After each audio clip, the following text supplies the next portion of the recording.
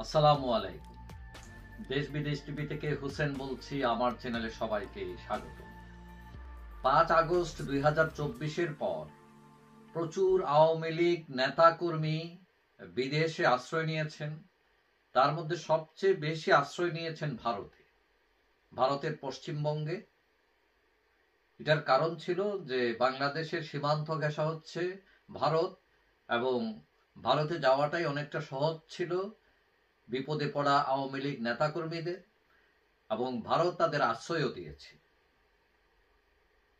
এখন ভারত সরকার, কেন্দ্রীয় সরকার শেখ হাসিনা সহ আওয়ামী লীগের অনেক নেতা কর্মীকে আশ্রয় দিয়েছে, কিন্তু সম্প্রতি ভারতের বিভিন্ন প্রদেশে আশ্রয় নেওয়া এইসব আওয়ামী লীগ নেতাকর্মীদেরকে ধরে তারা পুশিং করছে বাংলাদেশে। এখন এইটা নিয়ে সরব হয়েছেন ভারতের পশ্চিমবঙ্গের মুখ্যমন্ত্রী মমতা বন্দ্যোপাধ্যায়। তিনি আঙ্গুল তুলেছেন কেন্দ্রীয় সরকারের দিকে। এখন মমতার বিরুদ্ধে আঙ্গুল তুলছে আবার সরকার, কেন্দ্রীয় সরকার পশ্চিমবঙ্গে মুখ্যমন্ত্রীর দিকে। বাংলাদেশের আওয়ামী লীগের লোকজনদেরকে ধরে পাঠানো, তাদের বিভিন্ন বিষয় উত্থাপন করায় মমতা খেপেছেন, কড়া জবাব দিয়েছেন গতকাল বৃহস্পতিবার। এখন মুখ্যমন্ত্রী মমতা বলছেন, বাংলায় কথা বললেই তকমা দেয়া হচ্ছে যে এরা বাংলাদেশি, হেনস্থা করা হচ্ছে। সরকারের প্রচ্ছন্ন মদতেই আওয়ামী লীগের সাবেক মন্ত্রী, এমপি নেতারা কলকাতায় রয়েছেন। অর্থাৎ তিনি এটা বলতে যাচ্ছেন, এর দায় শুধু মমতার না, পশ্চিমবঙ্গের না, এই দায় কেন্দ্রীয় সরকারের। তিনি এটাও বলেন, ভারত সরকার তো অতিথি হিসাবে আওয়ামী লীগের কয়েকজনকে রেখেছে, আমি কি না করেছি তাদেরকে, কেন্দ্রীয় সরকারকে? কারণ তারা তো বিপদে পড়ে এই দেশে এসেছে। এখন মমতা বলছেন ভারত সরকার আওয়ামী লীগের কয়েকজনকে অতিথি হিসাবে রেখেছে। এখন আমরা জানি ভারত সরকার শেখ হাসিনাকে ভিআইপি মর্যাদায় রেখেছে সেখানে। এখন কয়েকজনকে, তাহলে বাকি তারা কারা, বাকি অতিথি কারা? এটা নিয়ে প্রশ্ন উঠেছে। এই যে আওয়ামী লীগের অতিথিরা, এখন সেখানে ভিআইপি আওয়ামী লীগের মন্ত্রী এমপি আছেন, ওবায়দুল কাদের, বাহাউদ্দিন নাসিম, জাহাঙ্গীর কবির নানক, ব্যারিস্টার নওফেল সহ অনেকেই আছেন সেখানে। তাহলে প্রশ্ন দেখা দিয়েছে, তারাও কি ভারত সরকারের শেল্টারে ভিআইপি মর্যাদায় আছেন কিনা, যেটা আমরা হয়তো অনেকেই জানি না। কিন্তু মমতার কথায় বোঝা যাচ্ছে যে তারাও কেন্দ্রীয় সরকারের অতিথি হিসাবে আছেন, সুযোগ সুবিধা পাচ্ছেন। এখন মমতা মোদী সরকারের সমালোচনা করে বলেছেন যে বাংলায় কথা বললেই বাংলাদেশি, আপনারা রিপোর্ট করে দেবেন।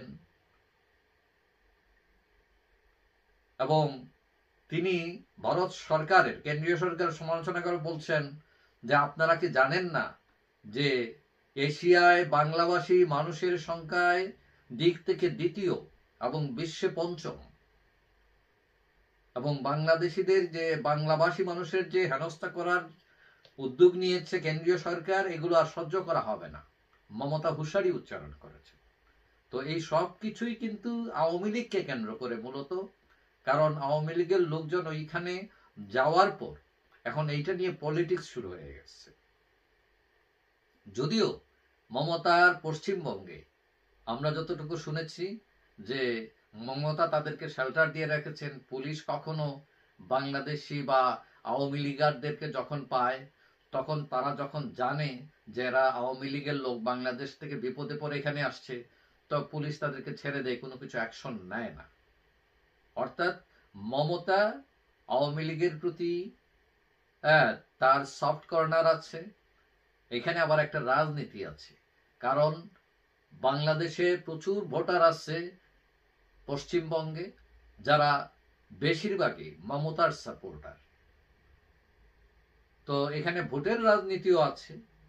তাছাড়া মমতার সাথে শেখ হাসিনারও রয়েছে গভীর সম্পর্ক। তো এখন যদিও মমতা তাদের শেল্টার দিয়ে রাখছেন, কিন্তু এটাও শোনা যাচ্ছে যে পশ্চিমবঙ্গে এক ধরনের চাঁদাবাজ বের হয়েছে।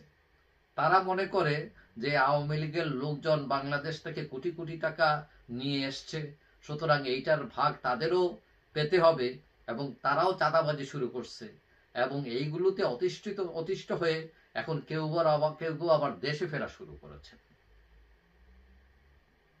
তো যাই হোক, মমতা তার গতকালকে বৃহস্পতিবারের যে বক্তব্য আওয়ামী লীগ নিয়ে, বাংলাদেশের এই যে লোকজন নিয়ে, তাতে তিনি বাংলাদেশের প্রতি, বাংলাদেশের মানুষের প্রতি, আওয়ামী লীগের প্রতি তিনি প্রেম দেখিয়েছেন এবং অনেকটা হুঁশিয়ার করেছেন কেন্দ্রীয় সরকারকে, এবং বলছেন যে বাংলাদেশের লোকজনকে, আওয়ামী লীগের লোকজনকে যদি জায়গা দেওয়ায়, তাদের নিরাপত্তা দেওয়ায় যদি পশ্চিমবঙ্গের অপরাধ হয়ে থাকে, তাহলে সেই অপরাধের জন্য কেন্দ্রীয় সরকারও দায়ী, কারণ তারাও তো শেখ হাসিনা সহ অনেককে জায়গা দিয়েছে, সুতরাং তার একার দোষ হবে কেন।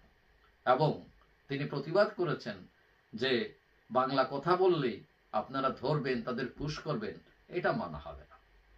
যাই হোক, সবাই ভালো থাকবেন, আশা করি দেখা হবে অন্য কোনো ভিডিওতে ইনশাআল্লাহ। আল্লাহ।